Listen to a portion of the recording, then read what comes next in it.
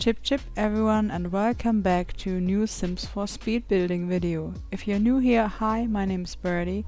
Nice to meet you. I hope you're all doing alright and I'm very happy that you decided to join me here today for this new video.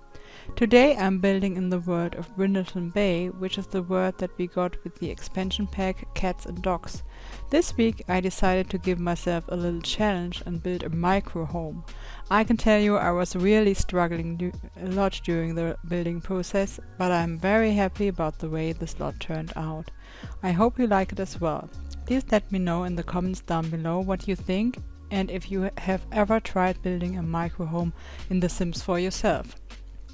Being a micro home, as I have already mentioned, the little cottage only consists of 32 tiles. It is built on a 30 by 20 lot, which is located in the upper right corner of Brindelton Bay, where all the stray cats and dogs are walking around. And if you start a new safer, this lot is called Hindquarter Hideaway. The neighborhood where this lot is situated is my favorite neighborhood in Brindelton Bay, and Brindelton Bay itself is my absolute favorite world.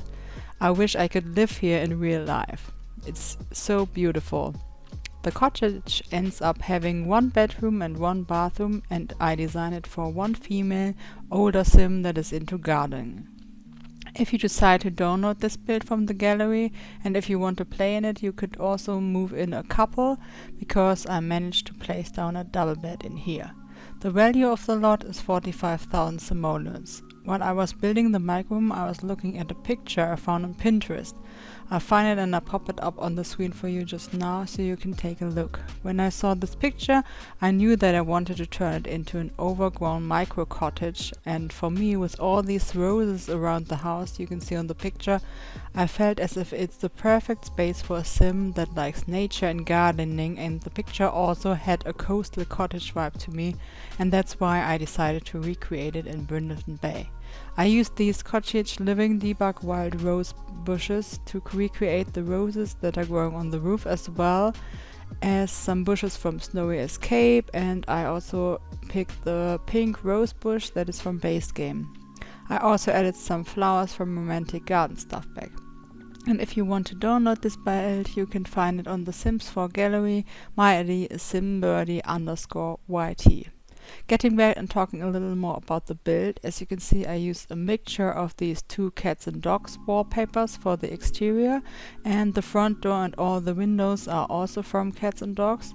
And on the left of the building I added a chimney by sizing up and then stacking two of these chimneys we got with Get Together and make them look like they are one. And I also put a lot of ivy all around the house, which is a mixture of cottage living and the ones we got from the Highschool year's expansion packs, because I think these ivy trellis kind of look like the ones you see on the reference image. To separate the house and the front garden a little bit from the rest of the lot, and in order to split the lot into smaller sections, I placed down this fence from the Werewolves gameplay pack, because it looks really cute and kind of untamed, and I think it fits the whole vibe, I guess. I added some trees around that are also from cats and dogs to make the lot blend in with the surroundings, and I add these stepping stones in front of the building in order to make a pathway leading up to the house. I really like these base game stepping stones because they make every build look super adorable. Underneath the stepping stones I used some terrain paint in order to give it more detail and dimension, and I placed down a mailbox, and then I use a lot of these wild grass from Cottage Living, and I think it is from the grass I put down is from Snowy Escape, and it makes the whole lot look more realistic and overgrown, and I like these small little details as they make the build really come alive, in my opinion. In the front garden you also saw me adding a picnic table and some plant pots on the right side by the front door. Then I placed down the chicken coop on the left, because I thought that the elder sim that lives here might like some fresh eggs every morning and loves to take care of some hens, chickens and rooster. And I also added two of these insect farms, and on the right I later added two beehives as well. Now you see me building the greenhouse on the right corner of the lot, and in here I later on placed down an art easel and a flower arranging table. So there are a lot of activities your Sims can do on this lot. For the greenhouse I used the Mischino windows that look like they're slightly open and a door from cats and dogs, and I also used this brick wallpaper which is from Cottage Living. I also add some columns from Get Together just to add some details, and in front of the greenhouse I make a little herb garden on the ground. For this I use a room that I saved from the gallery in which all of these herbs and trees are already grown in excellent quality, and I also add 2 apple and 1 pear tree on the right side next to the greenhouse. And then I decided to give the sim who lives here some more gardening space to grow seeds, which is why I added these flower boxes that are from the Werewolf gameplay pack. And I prefer these ones because they look like kind of weathered, so like they've been there for quite some time and that they have been rained on. And then I placed down this cute bike that we got from pre-ordering Cottage Living, and I really love it with all these flowers on. It looks just simply adorable. Now getting on and actually talking a little more about the backstory of the sim that I imagined living in this house. I imagined, as I've already said, an elder female sim living here. She's living here on her own. She's a loner and really likes the countryside of Brindelton Bay and nature in general. She has no problem with being on her own and being alone, as she likes to spend her time with all the animals that are around her, and the animals also like her. Because around her lot there are not only all these stray cats and dogs that are walking around Brindelton Bay, but here also her chickens and some bunnies are hopping around, and the birds like to treat with her and sing lovely songs to her. That's why I added this bird tree that we got from Cottage Living and this tree stamp from Cottage Living where the bunnies spawned from. And I imagined the sim living here also loves gardening, which is why I added the big greenhouse and a lot of plant pots everywhere. And I imagined her, maybe she already built the cottage herself, maybe with a little help of her husband, who then sadly passed away.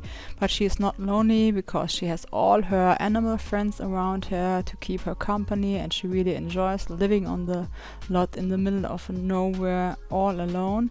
She spends her day taking care of the bunnies, birds and chickens. She also does gardening, and she also sells her flower arrangements and the fruits and vegetables she harvests, as well as the honey the bees make in the beehive.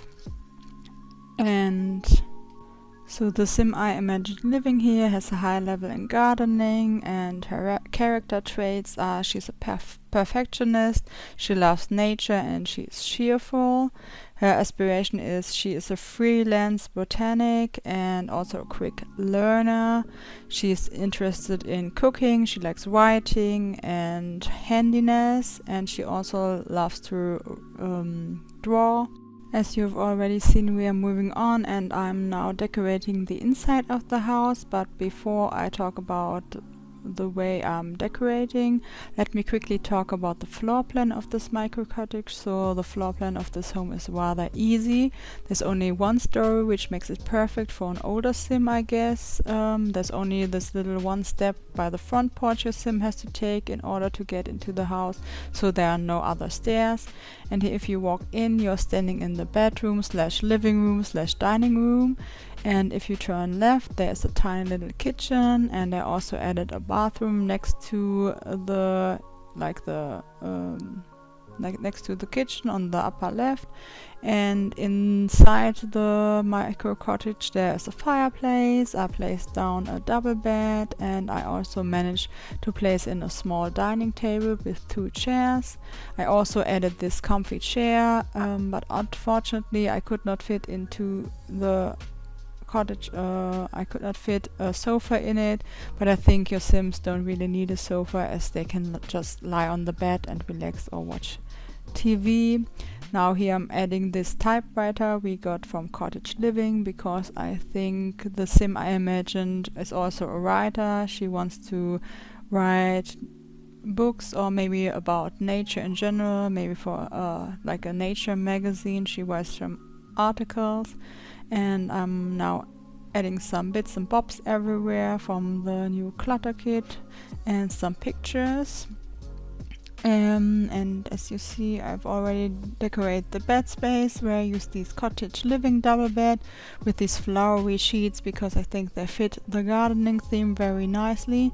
And on the walls I try to place down a lot of pictures that look like the sim who lives here has painted them herself, because I imagine the sim also likes art and painting a lot, which is also why I added the art easel in the greenhouse. And now I'm furnishing the kitchen, and I'm placing down this new I think it's a soap, but in this one swatch I think it looks like a sponge, this thing you see on the left that we got with the new bathroom clutter kit. I think it fits into a kitchen as well. I'm placing these cutting boards from the Cool Kitchen stuff pack on the right next to the stove, and I'm adding this utensil thingy over here on the right. Then I'm adding some postcards onto this cork pin board, and I use the gravity pull feature from the tool mod to place it onto the fridge. And I'm also adding these notes that we got with Parenthood. It's in the debug menu, and I'm cluttering up the space above the fridge. And now you see me furnishing the bathroom, which is the last room that I'm decorating, and then I'm adding some final touches. In the bathroom I place down a toilet, a sink and a shower, and I also add some details from the new bathroom clutter kit. For example, I place down these teeth in a jar or in a glass, which looks like they belong to an elder sim, which also fits with my description of the sim I think living here. And I think that's it for this buildings. So this means we're already at the end of this video. If you want, you can download this build from the Sims 4 gallery. My ID is simbirdie_yt, or you can find it also under the hashtag simbirdie or simbirdie_yt. Thank you so much for watching. I wish you all a happy day, and if you want, you can subscribe to my channel. I would really appreciate it. If you like, I will talk to you in my next Sims 4 speed building video. Have a nice day, and bye bye.